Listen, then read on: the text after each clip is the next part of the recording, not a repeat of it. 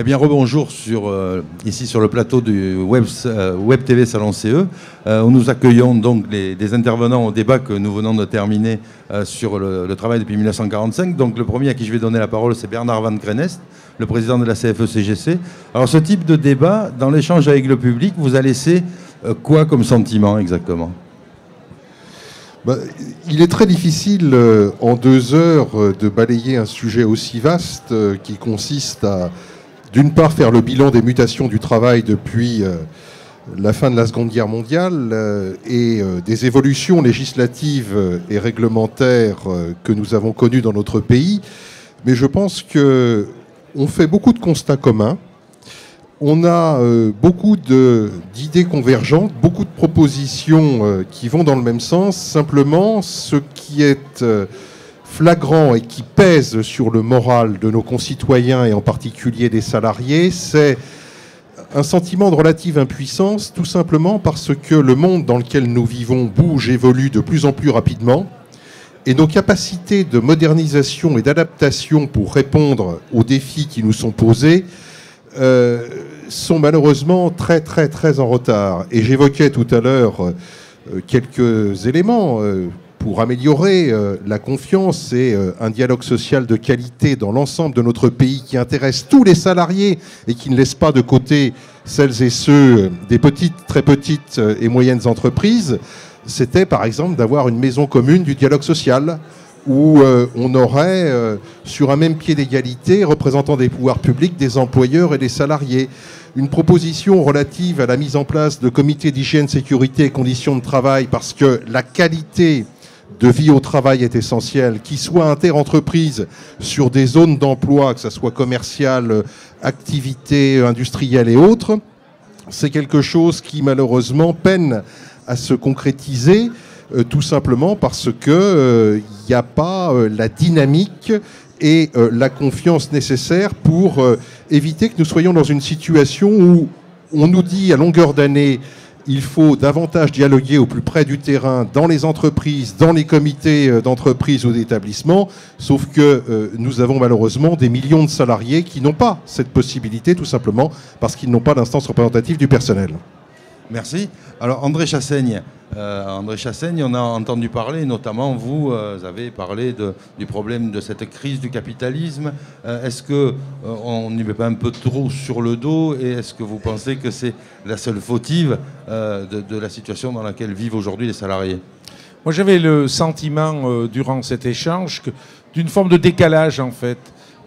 Moi j'ai pas retrouvé dans nos différentes interventions une situation que je trouve très grave dans le pays, avec vraiment de l'angoisse, de la souffrance.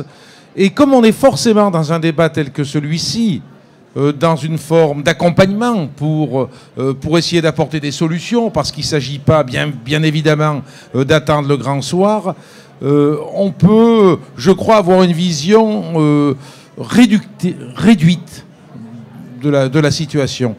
La deuxième chose, je pense qu'effectivement les organisations syndicales, elles l'ont bien montré ce matin, ont un rôle très important à jouer, très très important vis-à-vis des salariés, et plus largement d'ailleurs vis-à-vis du devenir de l'entreprise aussi.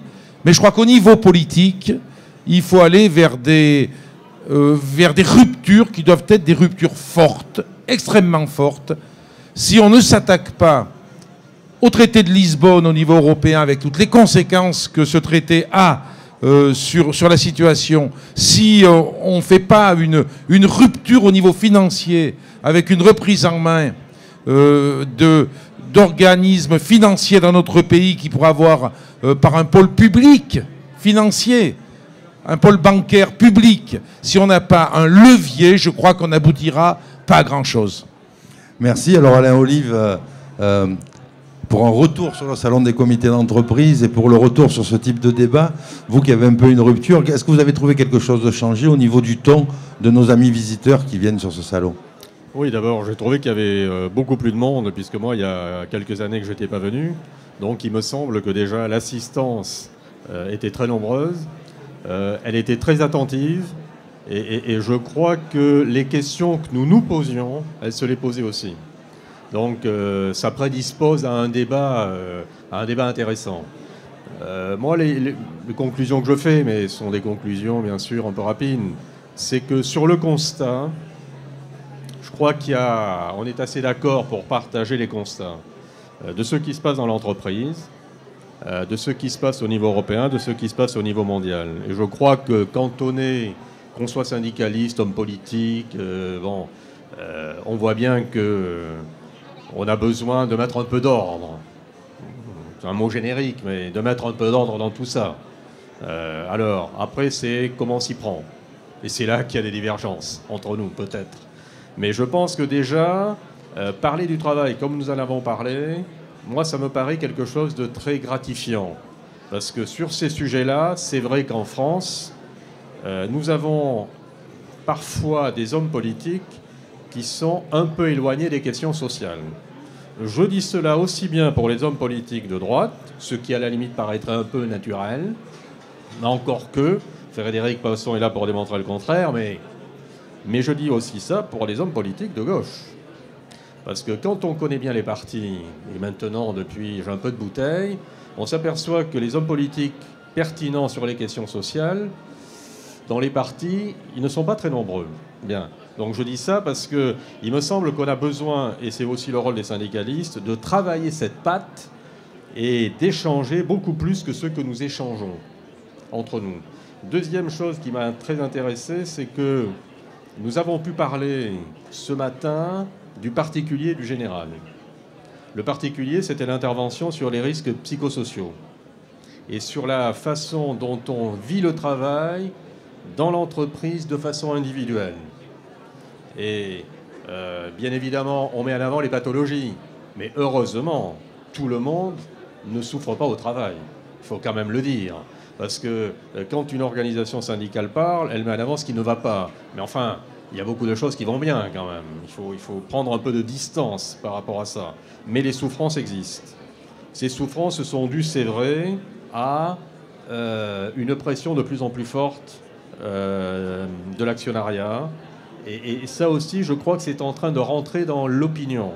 Autrement dit, de nouveaux modes de gestion, une réforme importante de ce lien entre capitalisme financier et la façon dont ça s'exerce dans l'entreprise. Voilà des choses qui peuvent nous rassembler, nous réunir. Donc je pense que moi, j'ai trouvé ce débat et puis cet échange très, très gratifiant.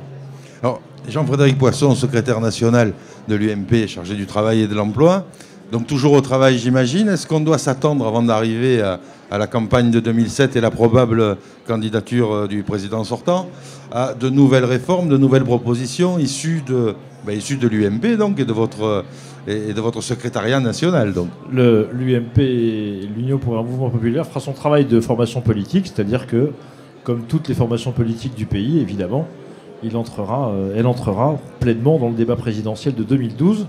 Pas de 2007, monsieur Lambert. 2007, c'est fini depuis 2007, oui. Depuis 2007, voilà. Donc, bien entendu que nous réfléchissons à toutes ces questions depuis longtemps. C'est à l'UMP, et en particulier pour moi, des sujets de réflexion et de travail fréquents et réguliers. Pour revenir sur l'ambiance de ce matin, moi j'ai trouvé, comme ça a été dit, que la salle était très très attentive et nombreuse, fournie, ce qui est signe, d'une prégnance de ces problèmes et de l'intérêt que vos visiteurs ont pour ce genre de débat. Deuxièmement, il y a, c'est vrai, une grande convergence d'analyse, en définitive, tant sur les phénomènes généraux que sur les phénomènes plus locaux, internes à l'entreprise en tant que telle, même si après, sur tel ou tel point plus particulier, on peut diverger. Troisièmement, moi, ce qui m'a semblé, c'est que ça a confirmé quelque chose que je sens un peu déjà depuis quelque temps. L'entreprise doit être le lieu d'un certain nombre de réponses à la souffrance et aux interrogations de nos concitoyens. En tout cas, dans l'aspect salarié de leur vie personnelle, l'entreprise doit apporter ses réponses. Or, les circonstances extérieures rendent difficile d'apporter ces réponses parce que la pression économique, la mondialisation, tout ça, on ne le fait pas pour faire plaisir, ça existe, c'est lourd, c'est extrêmement pesant, ça pèse sur tout le monde, c'est compliqué, donc bon. Il y a les contraintes internes, le climat de l'entreprise, sa structure, la présence ou pas d'instances représentatives du personnel en son sein, cher président Van Crenest, et puis d'autres circonstances qui font que c'est simple ou que c'est pas simple. Et puis il y a la culture des gens. Il y a des chefs d'entreprise qui sont plus enclins à dialoguer que d'autres, d'autres qui ne le sont pas. Il y a des salariés, des représentants du personnel, délégués syndicaux ou pas, qui sont tout à fait enclins à essayer de faire progresser les choses, d'autres qui ne le sont pas. Enfin, il y a beaucoup de facteurs différents. Notre responsabilité partagée ici, entre les responsables politiques et les responsables syndicaux, c'est de faire en sorte que ces réponses dans l'entreprise soient possibles. Alors, il y a des ajustements législatifs ou conventionnels à faire, à chacun de faire son métier. Il y a des solutions à trouver, à partager. Sur les risques psychosociaux, par exemple, on est encore sur le plan de l'impact social, davantage dans la phase de recherche que dans la phase de solution, pour être clair, même si des choses existent déjà. Mais on a encore du chemin à faire. Au total, je crois que plus on multipliera ces occasions d'échange et de dialogue pour faire comprendre à tous ceux qui nous écoutent la diversité des analyses, la diversité des solutions, permettre à chacun un peu de choisir la solution qui convient le mieux à sa situation, bien, je pense qu'on aura fait notre métier. Merci à Salon CE de bien vouloir nous convier à ce genre d'échange. Merci à tous les quatre pour votre fidélité. Je dirais, puisque j'ai entendu Jean-François Copé avant-hier matin sur Europe 1 nous disant qu'il fallait s'habituer à travailler encore plus, je lui dirais simplement, comme dirait Bernard Lavillier, travailler encore, former l'acier rouge avec mes mains d'or, mais travailler encore.